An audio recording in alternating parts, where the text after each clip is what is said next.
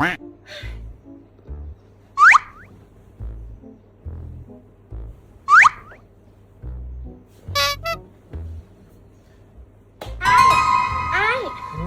อยนอนมุรับนะ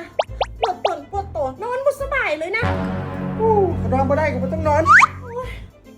ปวดต้นปวดโตนะ ไผเป็นคือกันเนี่ยนอนหลับยากบ่สบายตัวปวดหลังปวดแอวที่นอนนุ่มเกินไปจากที่เคยนอนคนเดียวสบายแต่พอมานอน2คนแบบนี้รู้สึกว่าวางตัวบ่ค่อยถึงและแห้งเวลาที่อีกฝ่ายพลิกตัวหนาสะเทือนไปหมดเลยนี่คือปัญหาที่พวกเขา2คนกำลังเจออยู่ในตอนนี้มือนี้ก็เลยตัดสินใจสั่งที่นอนจากคิงไล่มาและเพิ่นกับบริการดีจัดส่งให้ฮอตทีเลยและที่สำคัญเด้อที่นอนของเพิ่นนี่รับประกันให้ถึง5 ปีพร้อมส่วนลดอีก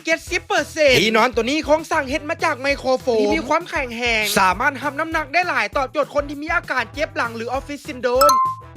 เนื้อผ้าเฮ็ดมาจากคูเอสฟราบิเป็นเนื้อผ้าพิเศษที่ระบายอากาศได้ดีเก็บความเย็นได้หลายกว่าเนื้อผ้าธรรมดาทั่วไปแก้ปัญหาตื่นนอนกลางดึกย้อนเหือแตกเสื้อนอนมีความหนา24 เซนขนาดกำลังพอดีบ่สูงและบ่ต่ำจนเกินไปหากว่าใครสนใจข้อมูลและราคาโดยแอดจะใส่ไว้ให้กล่องคอมเมนต์เด้อเอาแล้วหมอนนั้นจงไว้ให้ยัง